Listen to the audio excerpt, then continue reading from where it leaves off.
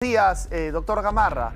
¿Qué nos puede decir sobre el hecho de que los ciudadanos de a pie, incluyendo los periodistas, escuchamos, como en todos los temas controversiales que tiene a la Constitución de por medio, a constitucionalistas que dicen que todo bien, que no va a pasar nada con la Corte, que hay que hacerle caso al Tribunal Constitucional, que es nuestra soberanía, y a otros constitucionalistas que dicen que puede empezar un efecto dominó respecto al prestigio de la estabilidad jurídica peruana en el plano internacional? ¿Qué nos puede decir al respecto? Bienvenido. Muy buenos días. Sí, mira, para que el público me pueda entender, todos, en el día los ciudadanos, las ciudadanas firmamos contratos, hacemos pactos, y esos pactos lo hacemos de manera libre, de manera soberana, y nos comprometemos a hacer o no hacer algunas cosas. Y esos pactos, esos acuerdos tienen que cumplirse, ¿no? Entonces, así como las personas, los estados también soberanamente entablan pactos con otros estados o, digamos,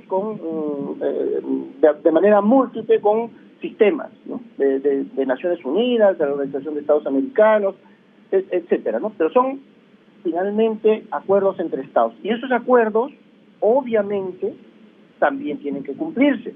Hay un acuerdo, ¿no es cierto? Hay un pacto, hay una convención que el Perú ha suscrito, que es la Convención Americana de Derechos Humanos, que tiene un órgano de decisión, que es la Corte Interamericana de Derechos Humanos.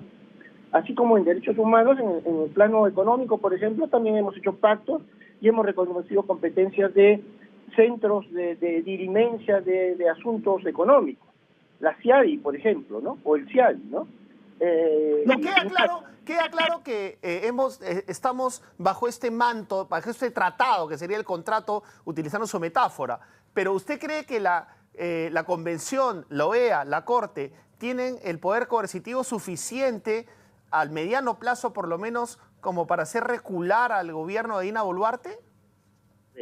No se trata de que si la Corte o el sistema interamericano tiene forma de imponer sus sentencias. Se trata de que el Estado responda a sus compromisos internacionales. O sea, yo no puedo ser un perro muertero, yo no puedo ser un sacavueltero, yo no puedo ser un engañador, y menos como política internacional. Eso hace del Perú un paya en el mundo internacional. Con ese mismo criterio, por ejemplo, si nosotros hubiéramos dirimido un territorio limítrofe, el otro país, si no le gusta la sentencia que favorece a Perú, no la cumpliría, ¿no? Entonces, el Perú está sometido a la competencia contenciosa de la Corte y debe de cumplir. Obviamente, la Corte no tiene una policía internacional. Si el Estado peruano no va a cumplir, lo que va a hacer la Corte, ¿no es cierto?, es volver a ordenar que el Perú cumpla. Y si el Perú no cumple, lo va a poner en conocimiento de la Asamblea General de la Organización de Estados Americanos. Y allí las sanciones serán, pues, de tipo político, ¿no? El Perú será mal visto por no cumplir con sus obligaciones internacionales.